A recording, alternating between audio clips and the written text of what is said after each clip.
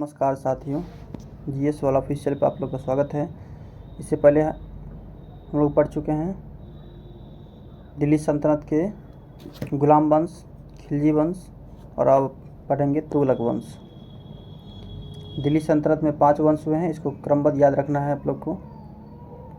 क्रमबद्ध याद रखना है। गुलाम वंश, एक नोट पर गुलाम वंश, दूसरा हो जाएगा खिलजी वंश, तीसरा तुगलक वंश, चौथा हो जाएगा आप लोग को सैयद वंश, चौथा, और 5वां हो जाएगा लोधी वंश। इसको याद रखना है। गुलाम वंश के संस्थापक कुतुबुद्दीन ऐबक, याद रखना है इसको। गुलाम वंश के संस्थापक कुतुबुद्दीन ऐबक हैं और अंतिम शासक शमसुद्दीन कैमूर्स। ठीक, इसका कार्यकाल, गुलाम वंश का कार्यकाल हो गया आपको कब से कब तक, 1206 से 1290 तक, 1206 से 1290 तक। और खिलजी वंश का शासनकाल 1290 से 1320 तक। और तुगलक वंश का कार्यकाल 1320 से 1398 तक। ठीक है, और इसी क्रमबद्ध में आगे पढ़ेंगे। चलिए आगे देखते हैं। तुगलक वंश का जो समय काल, कार्यकाल है 1320 से 1398 तक रहा। 5 सितंबर 1320 को खुसरो खां को पराजित कर, खुसरो खां खिलजी वंश के अंतिम शासक थे, खुसरो खां को पराजित कर के गाजी मलिक या तुगलक गाजी गयासुद्दीन तुगलक के नाम से 8 सितंबर 1320 को दिल्ली के सिंहासन पर बैठा। यानी तुगलक वंश के संस्थापक कौन हो गए? गयासुद्दीन तुगलक गाजी मलिक, इसका पूर्ण नाम था। गयासुद्दीन तुगलक के नाम से गद्दी पर कब बैठा? 8 सितंबर 1320 को दिल्ली के सिंहासन पर बैठा। ठीक, गयासुद्दीन ने अलाउद्दीन के समय में लिए गए अमीरों की भूमि को पुनः लौटा दिया। अलाउद्दीन के समय जो भूमि लिया गया था अमीरों से, उसको गयासुद्दीन ने क्या किया? लौटा दिया। अलाउद्दीन खिलजी के समय में लिया गया था। इसने सिंचाई के लिए कुएं एवं नहरों का निर्माण कराया। संभवतः नहरों का निर्माण करने वाला गयासुद्दीन प्रथम शासक था। गयासुद्दीन तुगलक को माना जाता है कि नहर का निर्माण करने वाला प्रथम शासक। ठीक, गयासुद्दीन ने दिल्ली के समीप स्थित पहाड़ियों पर तुगलकाबाद नामक एक नया नगर स्थापित किया। रोमन शैली में निर्मित इस नगर में एक दुर्ग का निर्माण भी हुआ। इस दुर्ग को 56 कोट के नाम से भी जाना जाता है। तुगलकाबाद का निर्माण किसने किया? गयासुद्दीन तुगलक, अपने नाम पे। अगला पॉइंट है, गयासुद्दीन तुगलक की मृत्यु 1325 में हो गई। ठीक, तुगलक वंश के संस्थापक गयासुद्दीन तुगलक की मृत्यु 1325 में बंगाल के अभियान से लौटते समय जूना खां द्वारा निर्मित लकड़ी के महल में दबकर हो गया। कहा जाता है कि इसका षड्यंत्र था लकड़ी के महल में मारने का। लकड़ी के महल में दबकर हो गई। गयासुद्दीन के बाद उलुग खां या जूना खां मोहम्मद बिन तुगलक, MBT इसी को बोलते हैं, मोहम्मद बिन तुगलक के नाम से 1325 में दिल्ली के सिंहासन पर बैठा। गयासुद्दीन तुगलक के बाद कौन आया? तुगलक वंश का अगला शासक गयासुद्दीन तुगलक के बाद मोहम्मद बिन तुगलक ने 1325 में गद्दी पर बैठा। इसी का नाम था जूना खां। इसी के महल में दब के मर गया था गयासुद्दीन तुगलक। मध्यकालीन सभी सुल्तानों में MBT सर्वाधिक शिक्षित, विद्वान और योग्य व्यक्ति थे। मध्यकालीन जितना भी सुल्तान थे, सबसे योग्य व्यक्ति कौन थे? MBT थे। ठीक, MBT। मोहम्मद बिन तुगलक अपनी सनक भरी योजना, क्रूर कृत्यों और दूसरे के सुख दुख के प्रति उपेक्षा भाव रखने के कारण स्वप्नशील, पागल या रक्त पिपासु कहा गया, MBT को कहा गया। चलिए आगे देखते हैं।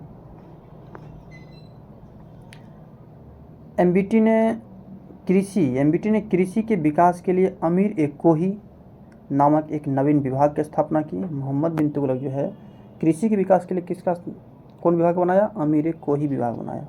पूछ सकता है अमीर ए कोही निर्माण किसने किया? किससे संबंधित है? कृषि विभाग से संबंधित है। MBT ने बनाया, स्थापना किए थे। मोहम्मद बिन तुगलक ने अपनी राजधानी दिल्ली से देवगिरी, इसी में कहा जाता है कि हिंदी भाषा जो है दक्षिण भारत में उत्तर भारत से गया और इसके साथ साथ संस्कृति भी गई इधर से। एमबीटी ने अपनी राजधानी दिल्ली से देवगिरी स्थानांतरित की और इसका नाम दौलताबाद रखा। दौलताबाद, देवगिरी का नाम क्या रख दिया? दौलताबाद।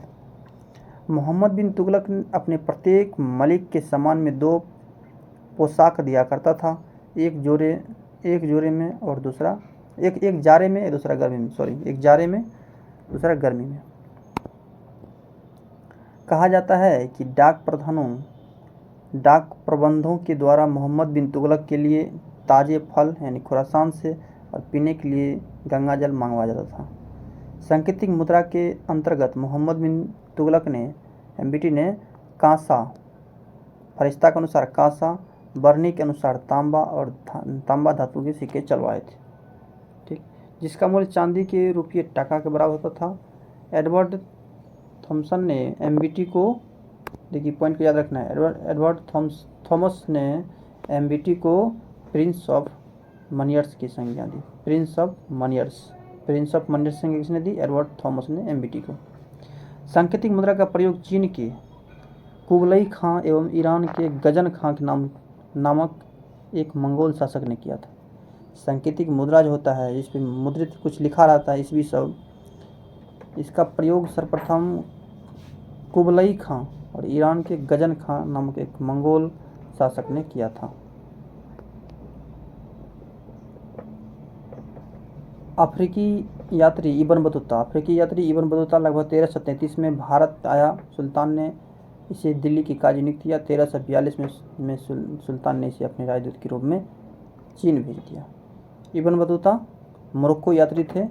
कब आए थे भारत? 1333 में। किसके काल में आए थे? एमबीटी के काल में, मोहम्मद बिन तुगलक के काल में आए थे। और इसका पुस्तक का नाम है रेहेल्ला पुस्तक लिखे थे। एमबीटी के समय घटनाओं का वर्णन किया है रेहेल्ला पुस्तक में। इसने अपनी पुस्तक में विदेशी व्यापारियों के आगमन, डाक चौकियों की स्थापना यानी डाक व्यवस्था, गुप्तचर व्यवस्था के बारे में लिखा है।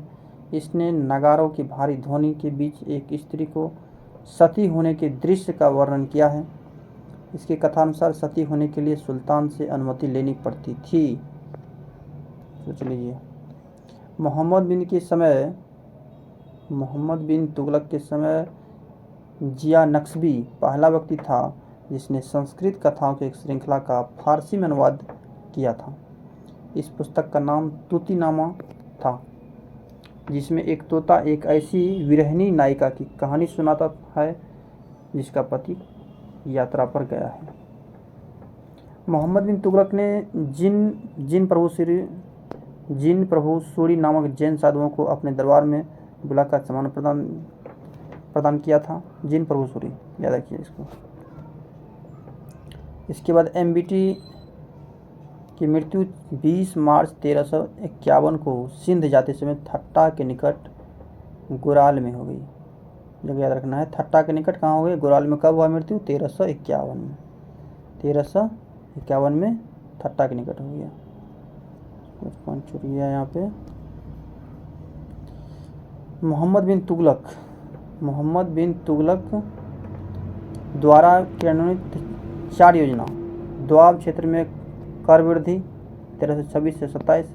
राजधानी परिवर्तन कब किया? 1326 से 27। दिल्ली से दौलताबाद लाया, देवगिरी। और सांकेतिक मुद्रा का प्रचलन कब किया? 1329 से 30। खुरासान और कराचील का अभियान किया। इसको याद रखना है। चलिए, मोहम्मद बिन तुगलक के शासनकाल में दक्षिण में हरिहर बुक्का नामक दो भाई 1336 में स्वतंत्र राज्य विजयनगर साम्राज्य की स्थापना की थी। विजयनगर साम्राज्य की स्थापना हरिहर बुक्का इसी के समय में शासनकाल में किए थे। ठीक, कब? 1336 में। महाराष्ट्र में अलाउद्दीन बहमन शाह 1347 में बहमनी साम्राज्य की स्थापना की थी। बहमनी राज्य की स्थापना 1347 में इसी के कार्यकाल में हुआ था। क्वेश्चन पूछता है, अलाउद्दीन बहमन शाह किसका स्थापना किया? बहमनी साम्राज्य का, महाराष्ट्र में। मोहम्मद बिन तुगलक की मृत्यु की पर इतिहासकार बदायूनी लिखता है, अंततः लोगों को उससे मुक्ति मिली और उसी लोगों से। बदायूनी ने क्या कहा? अंततः लोगों को उससे मुक्ति मिली और उसे लोगों से। मोहम्मद बिन तुगलक शेख अलाउद्दीन का शिष्य था। यानी एमबीटी के गुरु कौन थे? शेख अलाउद्दीन। वह सुल्तान का पहला शासक वह सल्तनत का पहला शासक था जो अजमेर में शेख मोइनुद्दीन चिश्ती की दरगाह और बहराइच में सलार मसूद गाजी के मकबरे में गया था। मोहम्मद बिन तुगलक ने बदायूं में मीरन मुल्हिम, दिल्ली में शेख नजम औलिया, मुल्तान में शेख रुकनुद्दीन, अजुधन में शेख मुल्तान आदि संतों की कब्र पर मकबरे बनवाए। अब इसके बाद अगला शासक क्या हो जाएगा? फिरोज शाह तुगलक। फिरोज शाह तुगलक का राजवंशिक ठट्टा के नज़दीक 20 मार्च 1351 को हुआ। जिस दिन मृत्यु हुआ उसी दिन इसका राज्याभिषेक हो गया। किसका? फिरोज शाह तुगलक, अगला शासक तुगलक वंश का। पुनः फिरोज शाह का राज्याभिषेक दिल्ली में अगस्त 1351 में हुआ। देखिए 2 बार इसका राज्याभिषेक हुआ, याद रखिएगा। फिरोज शाह तुगलक का एक बार तो ठट्टा में राज्याभिषेक हुआ और दूसरा बार दिल्ली में हुआ। खलीफा द्वारा इसे कासिम अमीर उल मोमिन की उपाधि प्रदान की गई थी। राजस्व व्यवस्था के अंतर्गत फिरोज शाह ने अपने शासनकाल में 24 कष्टदायी करों को समाप्त कर दिया। एक उदारवादी शासक थे। केवल 4 कर, खराज, लगान कर, खम्स, युद्ध में लूटा गया माल, जजिया और जकात वसूलने का आदेश दिया। ठीक। फिरोज शाह तुगलक ब्राह्मण पर जजिया कर लागू करने वाला पहला मुसलमान शासक था। याद रखना है, ब्राह्मणों पर जजिया कर लगाने वाला पहला मुसलमान शासक फिरोज तुगलक ने एक नया कर सिंचाई कर लगाया जो उपज का 1/10वां भाग था। उपज कितना था? 1/10वां भाग था।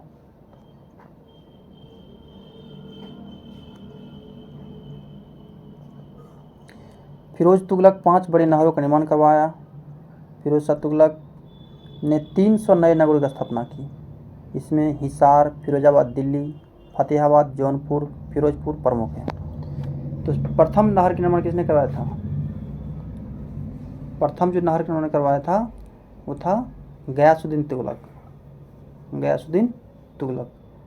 जो सर्वाधिक नहर होगा 300 नगर और 5 बड़े नहरों का निर्माण करवाया फिरोज शाह तुगलक। इसके शासनकाल में खिजराबाद यानी टोपरा गांव मेरठ से अशोक के 2 स्तंभ को लेकर दिल्ली में स्थापित किया गया। सुल्तान फिरोज तुगलक ने अनाथ मुस्लिम महिलाओं और विधवाओं और लड़कियों की सहायता के लिए दीवान-ए-खैरात, क्वेश्चन पूछता है, दीवान-ए-खैरात विभाग की स्थापना किसने किया था? फिरोज शाह तुगलक। किस लिए? तो अनाथ मुस्लिम महिलाओं और विधवाओं और लड़कियों की सहायता के लिए किया था।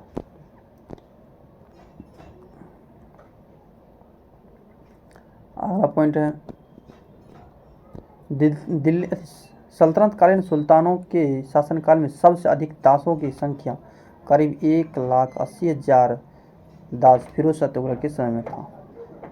सल्तनत काल के जितना भी शासक है, सबसे अधिक दास किसके शासनकाल में थे? ये थे फिरोज शाह तुगलक के शासनकाल में 1,80,000। दासों की देखभाल के लिए फिरोज तुगलक ने एक नए विभाग दीवान-ए-बंदगान की स्थापना की। इसने सैन्य पदों की वंशानुगत बना दिया। इसने अपनी आत्मकथा फतवा-ए-फिरोजशाही की रचना की। क्वेश्चन पूछता है कि फतवा-ए-फिरोजशाही की रचना किसने किया? खुद फिरोज शाह तुगलक ने फतवा-ए-फिरोजशाही की रचना की। इसने जियाउद्दीन बर्नी एवं शम्स-ए-सिराज अफीक को अपना संरक्षण प्रदान किया। ये दोनों लेखक हैं, सिराज और बर्नी, दोनों को अपना संरक्षण प्रदान किया। इसने ज्वालामुखी मंदिर के पुस्तकालय से लूटे गए 1300 ग्रंथों में से कुछ को फारसी में विद्वान अप्पाउद्दीन द्वारा दलाए फिरोजशाही नाम से अनुवाद करवाया।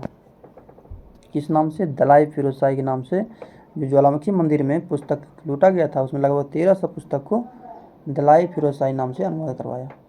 इसने चांदी एवं तांबे के मिश्रण से निर्मित सिक्के भारी संख्या में जारी करवाए, जिसे आधा एवं बिक कहा जाता था। फिरोज शाह तुगलक की मृत्यु 1388 में हो गई। 1388 में फिरोज शाह तुगलक की मृत्यु हो गई। और फिरोज शाह तुगलक के काल में निर्मित खान ए जहां तेलंगानी के मकबरा की तुलना जेरूसलम में निर्मित उमर ए मस्जिद से की जाती है। सुल्तान फिरोज शाह तुगलक ने दिल्ली में कोटला फिरोज शाह दुर्ग का निर्माण करवाया। दिल्ली में कोटला फिरोज शाह दुर्ग का निर्माण किसने करवाया? फिरोज शाह तुगलक। तुगलक वंश का अंतिम शासक नासिरुद्दीन मोहम्मद तुगलक, इसको याद रखना है। तुगलक वंश का अंतिम शासक नासिरुद्दीन मोहम्मद तुगलक था। इसके शासनकाल में दिल्ली से पालम तक ही रहा। इसका शासन कहाँ से कहाँ तक रहा? दिल्ली से पालम तक। तैमूरलंग ने सुल्तान नासिरुद्दीन मोहम्मद तुगलक के समय में 1398 में दिल्ली पर आक्रमण किया था। क्वेश्चन पूछता है कि तैमूरलंग के आक्रमण के समय दिल्ली के सुल्तान कौन था? नासिरुद्दीन मोहम्मद तुगलक 1398 में किया था।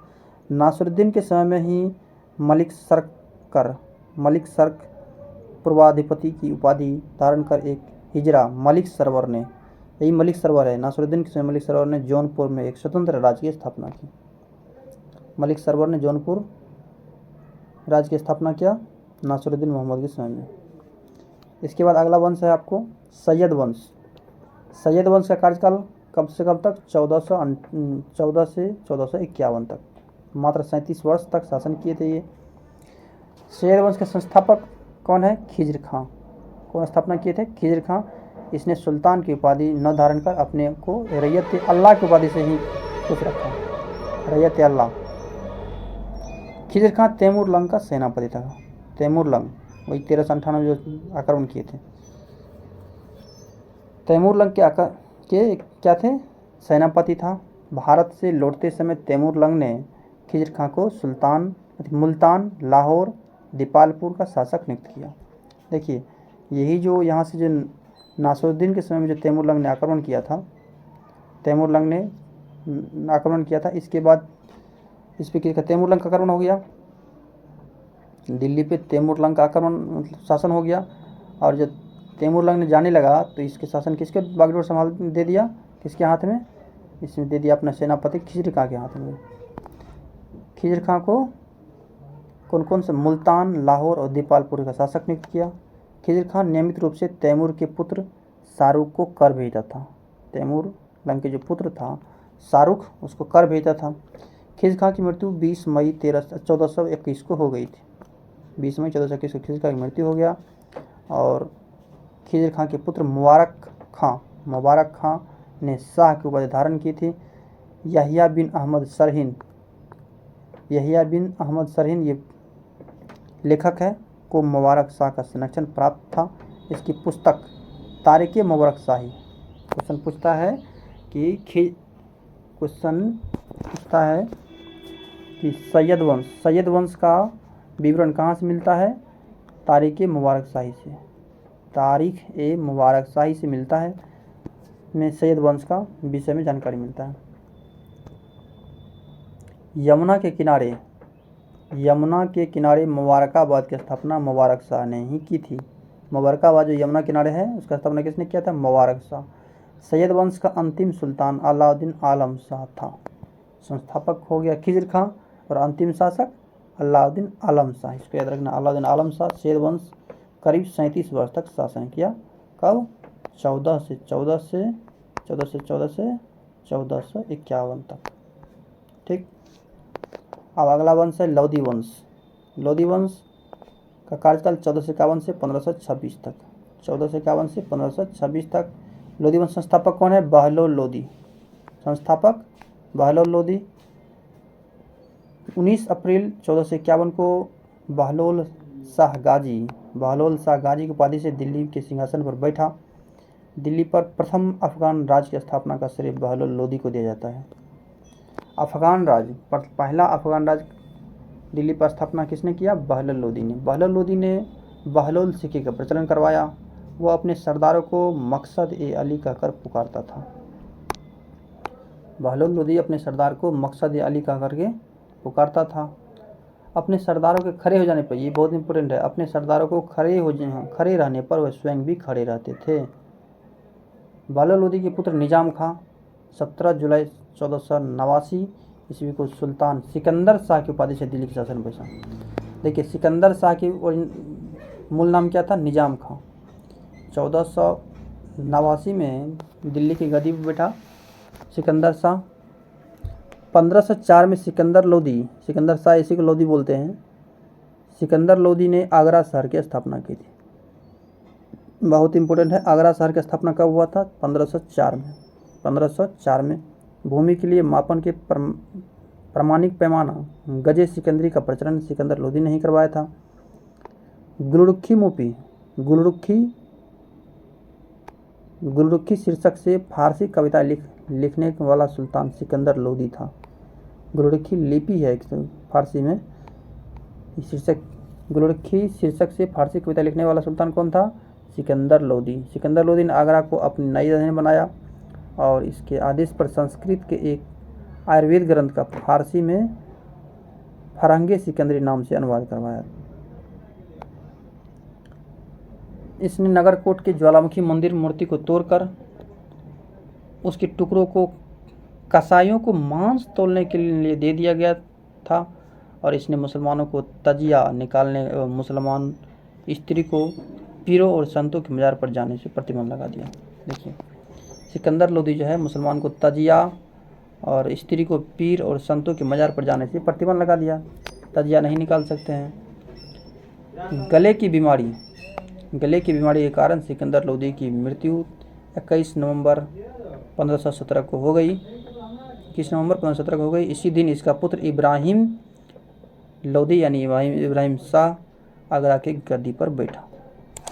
ठीक, संभवतः दिल्ली के सुल्तानों में सिकंदर लोदी प्रथम सुल्तान था जो हिंदुओं के त्योहारों मुख्तिया होली में भाग लेता था।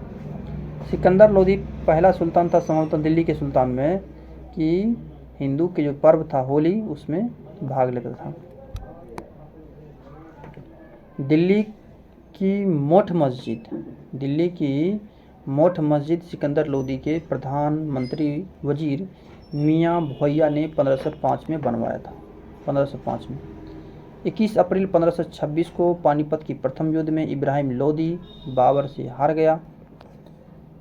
पानीपत की पहला युद्ध कब हुआ था? 21 अप्रैल 1526 को हुआ था। किसके बीच? इब्राहिम लोदी और बाबर के बीच, जिसमें इब्राहिम लोदी की हार हुई और यह युद्ध में मारा गया। बाबर को भारत पर आक्रमण करने के लिए निमंत्रण पंजाब के शासक दौलत खान लोदी और इब्राहिम लोदी के चाचा, खुद उसका चाचा था, आलम खान ने दिया था। ठीक ना, आलम खान दिया था। और संभवतः युद्ध में मारा जाने वाला ये इब्राहिम लोदी संभवतः पहला सुल्तान था युद्ध में मारा जाने वाला। चलिए धन्यवाद। अब इसके नेक्स्ट वीडियो में हम लोग पढ़ेंगे दिल्ली सल्तनत के शासन व्यवस्था के बारे में। जो चैनल पर नया है कृपया यदि वीडियो अच्छा लगता है तो सब्सक्राइब कर लीजिए और वीडियो को लाइक कीजिए। धन्यवाद।